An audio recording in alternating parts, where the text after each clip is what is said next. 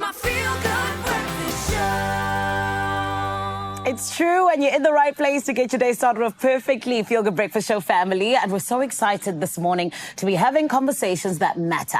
Yes, it is Women's Month, and yes, it's all about celebrating women, but it is also about getting to the crux of what exactly it is that we still need to do so that women have an even playing field when it comes to their counterparts, so that women don't struggle when it comes to the workplace, which is why this morning we're getting into motherhood penalty. My friend, maybe you haven't heard of this term just yet. Well, what exactly does it cause? It's almost things like women facing reduced earnings, fewer opportunities, slower growth in terms of their careers, and more things that we're going to be hearing in terms of these beautiful women that are joining us this morning, rather, that are leaders in the space and truly allowing change to happen in the right way. So who exactly are they? Ladies and gentlemen, please, let's welcome to your Feel Good Breakfast Show. It is Lisa Steenkamp, who is the recruitment manager at Recruit My Mom, and Tashlene Reed, the managing executive at Job Crystal. These two ladies are here to help us understand more, but more than anything else, also get to hear how exactly it is that we can get women to have those greater working conditions that they truly deserve on top of being a mom. Everyone, let's give them a feel-good welcome, please.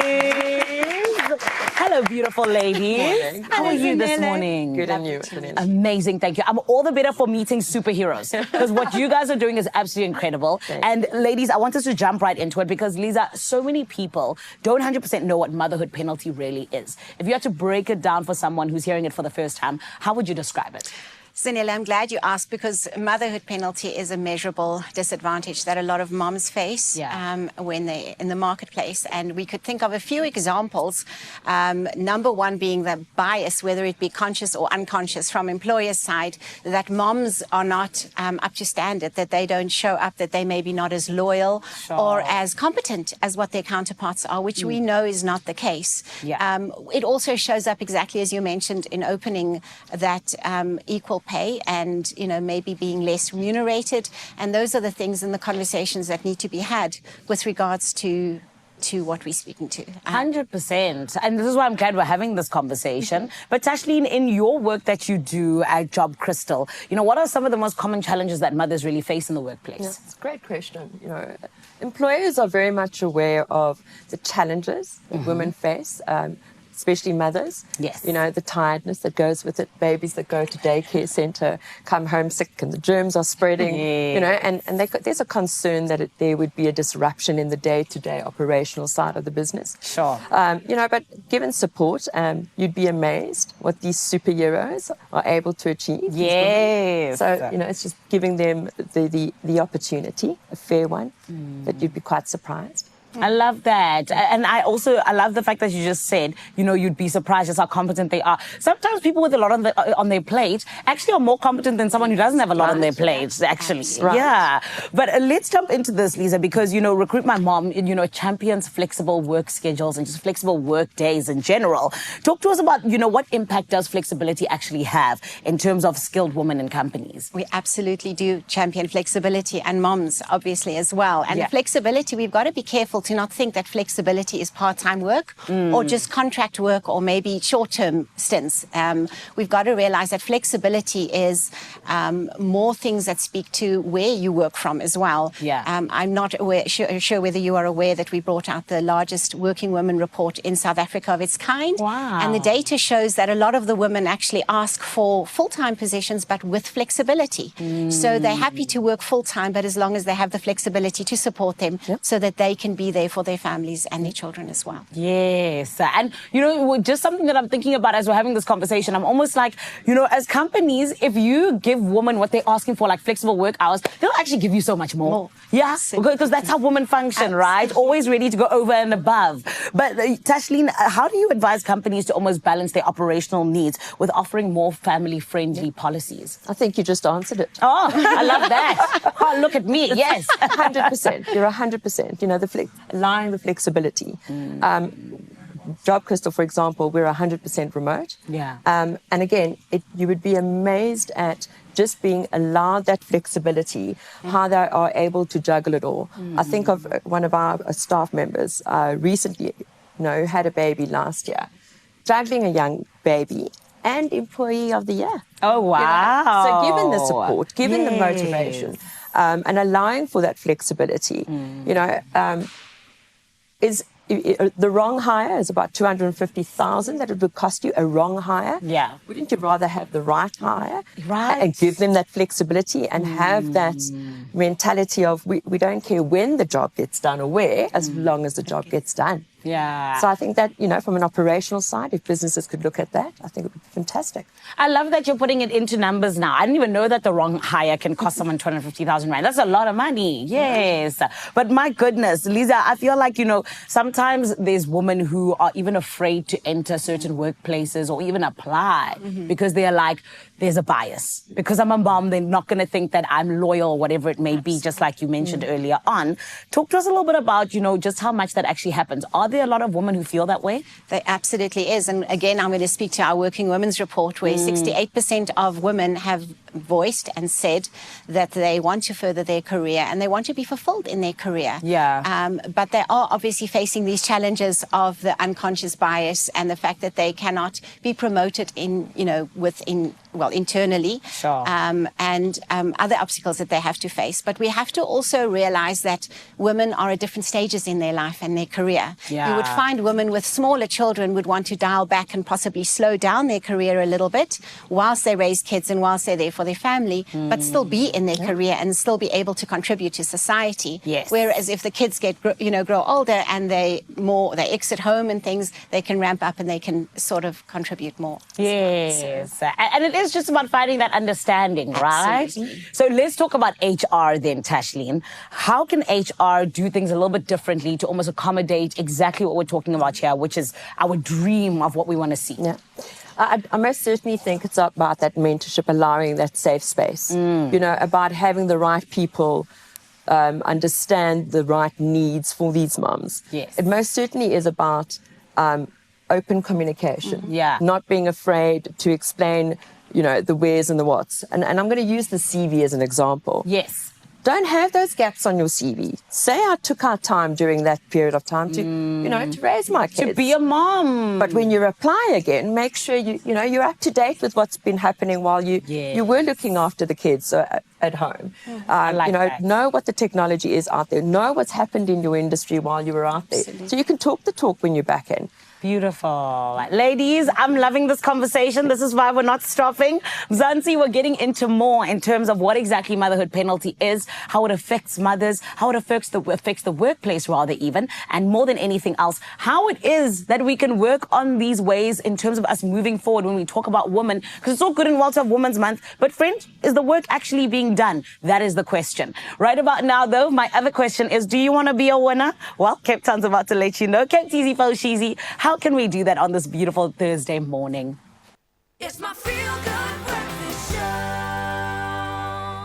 Exactly. We're all about feeling good here on S3. And Mzansi, we know that one of the best ways that we can feel good in our country is by feeling safe. And we know, unfortunately, that is not the case a lot of the time. And the thing about safety is that it is not the absence of threats. No, it is the absence of connection. And in the world of today, the youth are more connected than ever. And this is why we've got MTN that are saying, yes, we are here to connect you, but also to make you feel safe 100%. So today we're talking to none other than Marina Madale, who is, in fact, the Executive of Sustainability and Shared Value at the MTN Group. And she's joining us to discuss the Room of Safety, an inspiring new short-form film series, or rather short-form series, designed to equip young people to be able to have that safety that sometimes they really just don't have, but more than anything else, to teach them how, in fact, they can be safe in even some of the most crazy situations. So let's give Marina a feel-good welcome, please, everybody. Marina, how are you? I'm well, thanks. And yourself? I'm amazing, thank you. Marina, shall I get us into this very short story, the very first part, right? Which is where we have a very sad story of Olorato, a story of emotional trauma caused by online catfishing, where she was targeted by someone pretending to be someone else online, and then forming a fake relationship from there under false pretenses. Over time, this deceptive connection deeply affected her emotionally, leaving long-lasting psychological scars. So now, based on stories like this, why is it so important that campaigns like the Room of Safety, exist and particularly are here to support young people?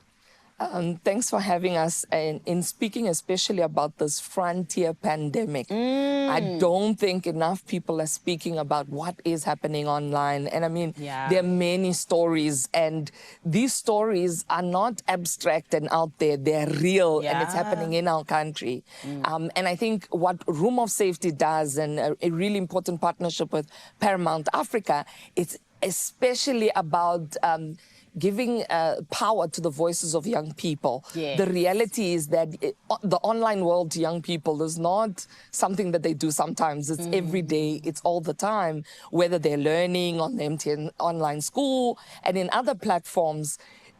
There's also that element of safety which is not spoken about. The risks are increasing, technology is emerging, and we really need to start becoming a lot more vigilant. So what Room of Safety does is a safe place where young people can speak to young people and unpack things like catfishing, like cyberbullying, like, child sexual abuse material, and the likes. There's a lot that's happening out there, and it's about speaking and giving voice to the youth. Yes, and talking of cyberbullying, that's something that happens more and more, unfortunately, in the social space.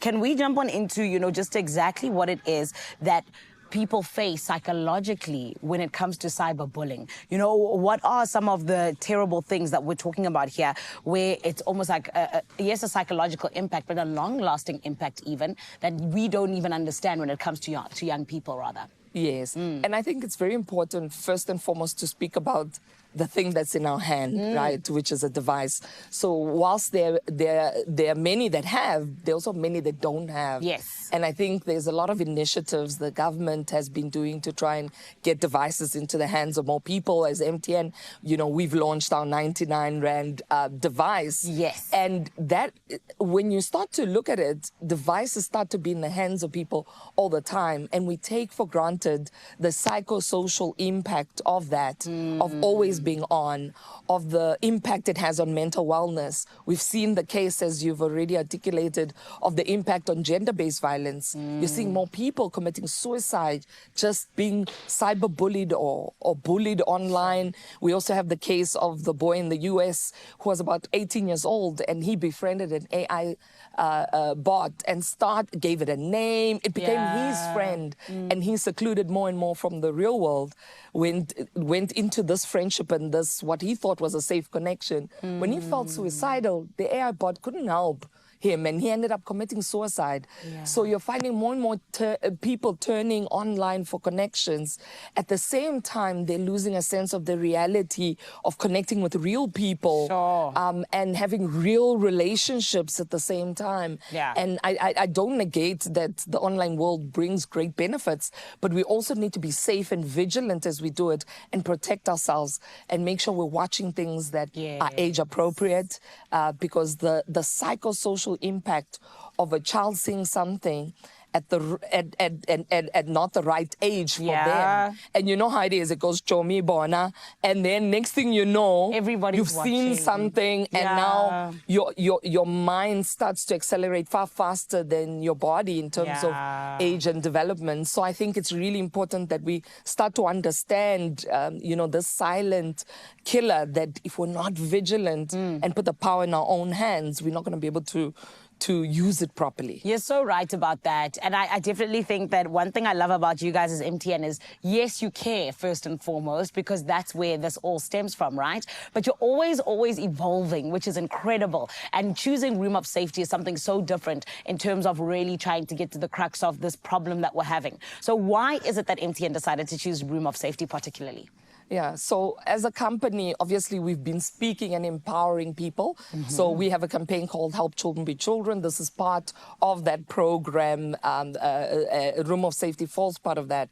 But I think one of the key things is we were speaking a lot to parents, to educators, and we recognize they have an important role to play in a young person's life. However, the individuals that have the greatest influence on them is their peers. And so Room of Safety was the voice of the youth, by the youth, and a conversation amongst them, not just as parents and educators. It's empowering them to hear their real live voices. And I think a lot of the episodes has individuals that are influencers, musicians, and so forth. It's people they look up to and they aspire to. Amazing. And now one of the things that people will listen to the episodes and go, oh, but that sounds like it was rehearsed. It actually wasn't. All we gave them was the topic, and each of the influencers spoke through their own experiences and their own suggestions. I remember hearing Craig Nobella myself for in real life,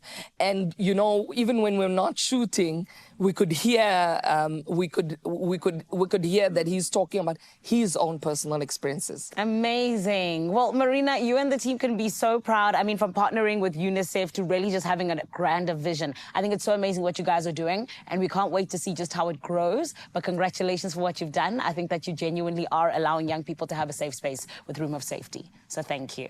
Thank you very much. Of course. Listen, Mzansi, I told you, it's about the safety, right? It's something we all want and all crave in this country. And of course, MTN is coming through and giving young people a platform where they can feel heard, where they can feel understood, but more than anything else, they can feel safe, my friend. And as young people, if you are somebody who wants to be all about this, you want to find out more about it, all you got to do and to explore and be part of the series, visit the MTN Group YouTube page at youtube.com/MTN Group.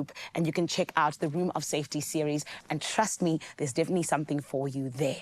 Right about now, though, there's still so much more for you right here on your Feel Good Breakfast show. My Cape Town family, what's coming through? What's happening? Are you still feeling good?